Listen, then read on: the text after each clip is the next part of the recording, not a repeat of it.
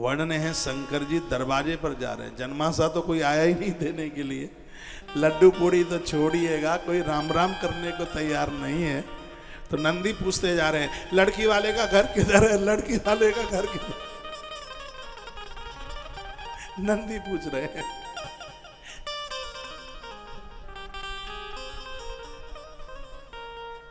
जैसे वो अंगद सुबह ही सुबह रावण के दरबार की तरफ जा रहे थे, तो बूढ़ी बूढ़ी राक्षसियां चबूतरे पर बैठी थी,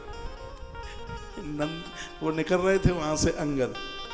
तो अंगद ने कहा था दशानन का घर किधर है, दशानन का घर किधर है, दशानन का घर किधर है। तो वो कहने लगी पहले आया तो जला करके चला गया, अब ये क्या करके जाएगा। तो कहा अंतिम लुक्कड़ पर जो बड़ा सा महल बना दिखे समझ लेना कि वो ही हमारे बैरी का घर है, राक्षसियां बोली। और इधर नंदी आगे एक सोटा हाथ में लिए हैं, कोई आया तो है नहीं आरती उतारने के लिए, कोई पूछने के लिए आया नहीं।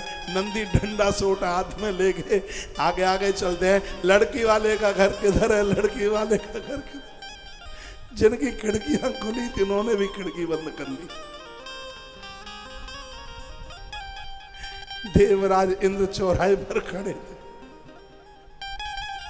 बोले ऐसे दूल्हा के संग आए हैं, लाठियों के अलावा और तो कुछ मिलने वाला नहीं है। दरवाजे पर भोलेनाथ खड़े हो गए, लेकिन अंदर से माता मैना बाहर आई नहीं। इस विवाह के जो बीच के बिचौलियां हैं वो नारद बाबा है, नारद जी हैं, बड़े करामाती महात्मा है नारद जी यूं बड़े आगे देहली के आगे। इंद्र ने कहा रुको इधर आओ, इधर आओ। नारद जी ने क्या कहा, क्या बात है। इंद्र ने कहा कि अम्मा बैठी है आंगन में तैयार तुम्हारी खबर लेने के लिए, हाँ समझ लीजिएगा आज खैर नहीं रहेगी। नारद जी ने कहा कोई बात नहीं है, जिस घर के लड्डू हमने खाए उस घर के पत्थर भी हम खा लेंगे, कोई बात नहीं। स्त्रियां छत पर चढ़ गई और मैना को कोसने लगी। मैना को शिव समाज जब देखने लागे, बिडर चले वाहन सब भागे। लोग भयभीत हो गए थे, बहुत ज्यादा डर गए थे। गए भवन पूछे पितु माता, कहीं बचन भई कंपित गाता, कहीं कहा कहीं जाय न बाता, जमकर धार की दो भरी आता, बर बोराहे बसें असवारा, ब्याल कपाल विभूषण छारा। गोस्वामी जी ने बहुत चौपाइयां लिखी हैं। तो वह स्त्रियां छत पर चढ़ करके मैना को कोसने लगी, कहने लगी जैसा तूने अपनी बेटी के संग किया ऐसा तो कोई सौत की बेटी के संग भी नहीं करेगा। कंचन जैसी बेटी तुमने कोयले के लिए दे दी, हंस जैसी बेटी का संबंध तुमने कौवे के साथ कर दिया। तुमने कौन से जन्म का बैर, शिव महापुराण में तो कथा का बहुत विस्तार है, कौन से जन्म का तुमने बैर लिया है। और वो छत पर चढ़ी हुई वो स्त्रियां को कोसने लगी। आंगन में आज मैया बैठकर नारद को कोसने लगी, बेटी को छाती से लगा लिया।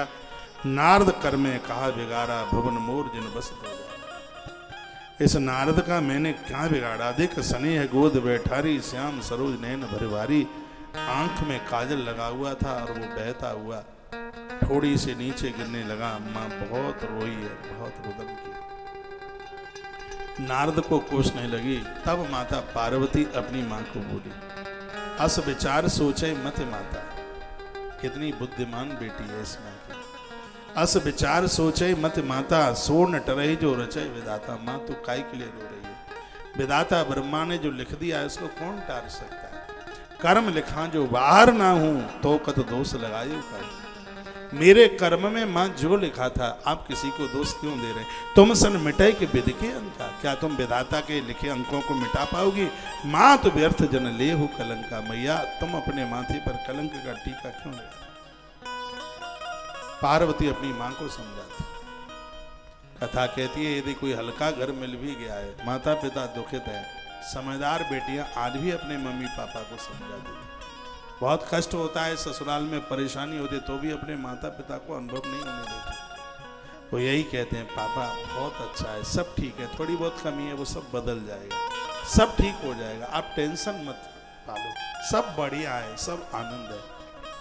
वो बेटियां जिनको दिन भर कोसा जाता है उस घर में, वो भी अपने माता पिता को ऐसा बोल देते हैं, पापा कोई दिक्कत नहीं है। जिनको जीना मुश्किल है उस घर में, तो भी वह माता पिता को दुख ना हो, इसलिए वो यही बोलते हैं। हमारे भाग्य में तो जो लिखा था वो वही मिला।